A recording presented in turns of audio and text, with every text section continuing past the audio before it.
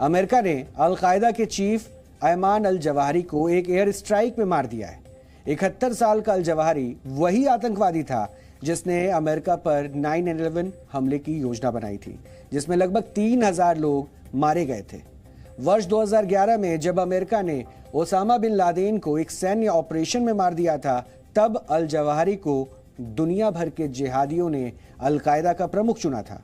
और आज 11 साल बाद अमेरिका ने उसे भी लादेन के ही अंदाज में मार गिराया है।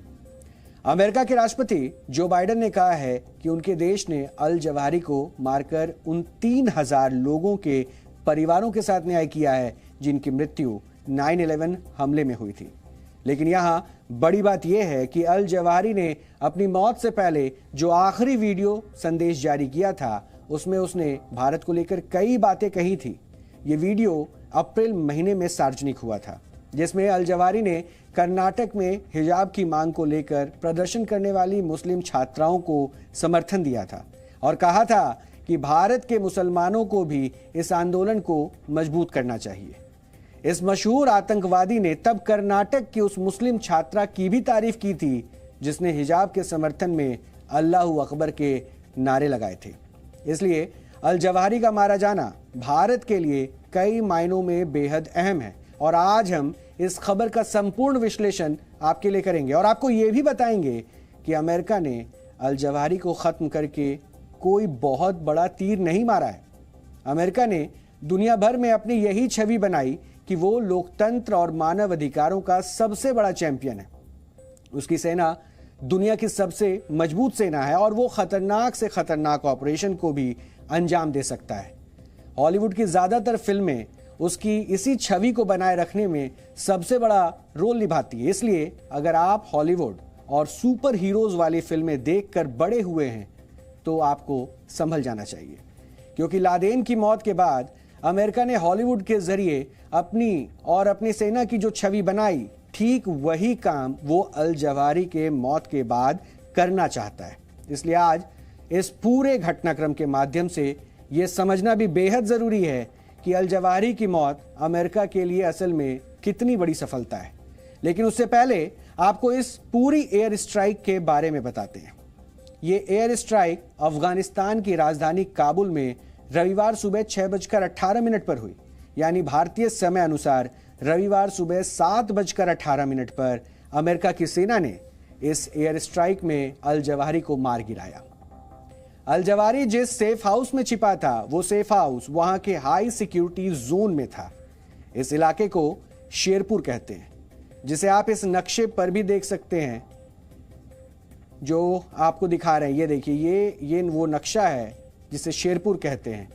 यहां से भारत की एम्बेसी सिर्फ 2 किलोमीटर दूर है और इसके अलावा अमेरिका और कनाडा की एम्बेसी भी यहां से ज्यादा दूर नहीं है और तालिबान सरकार से संबंधित बड़े अधिकारियों, मंत्रियों और उनके विभागों के दफ्तर भी यहीं मौजूद हैं। यानी कितना ज्यादा ये रिहायशी इलाका है, इस बात को आप समझ सकते हैं। और वहां पर सेफ हाउस में अल जवाहिरी था। आप इसे समझिए कि यह इलाका दिल्ली के लुटियन जोन की तरह है, जहां बड़े बड़े वीआईपी रहते हैं।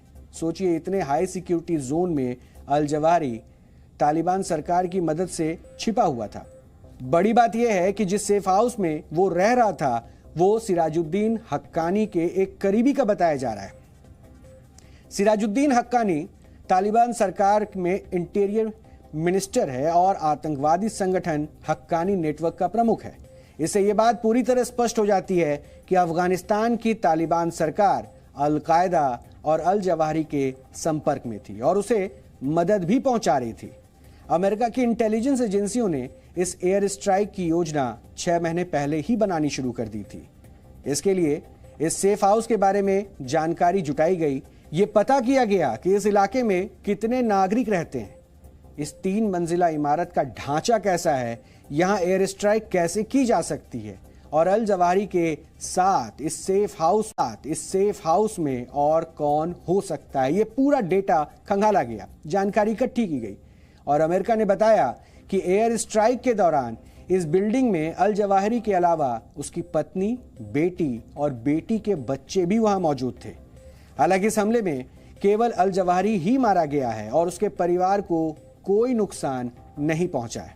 और ऐसा इसलिए हुआ क्योंकि इस हमले में खास तरह की मिसाइल और ड्रोन का इस्तेमाल किया गया।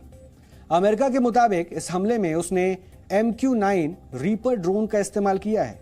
ये वही ड्रोन है जिसकी मदद से उसने ईरान के शीर्ष कमांडर जनरल कासिम सुलेमानी को मिसाइल हमले में मार गिराया था।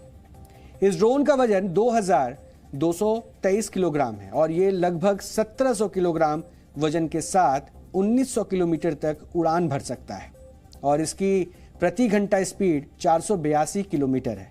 इसकी सबसे बड़ी खासियत यह है कि जब यह जमीन से सिर्फ 250 से 300 मीटर ऊपर होता है तो इसका शोर टारगेट को सुनाई नहीं देता।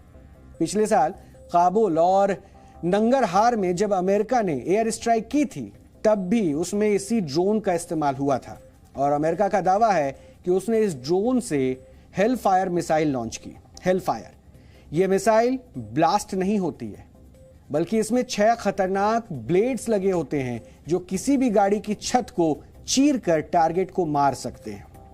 यानी बिना शोर मचाए, बिना धमाके किए उस टारगेट पे हिट किया जाता है और उसे खत्म किया जाता है।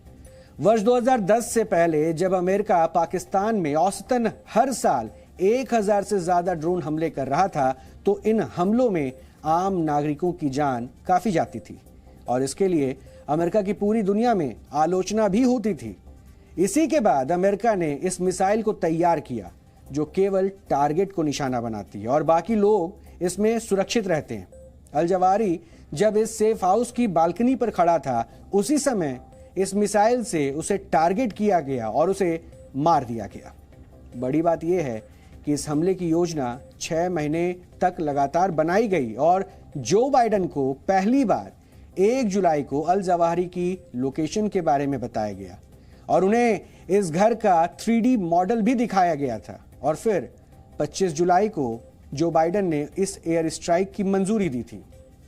अफगानिस्तान से अपनी सेना को वापस बुलाने के लगभग 1 साल बाद अमेरिका ने पहली बार इतना बड़ा कोई सैन्य ऑपरेशन किया है।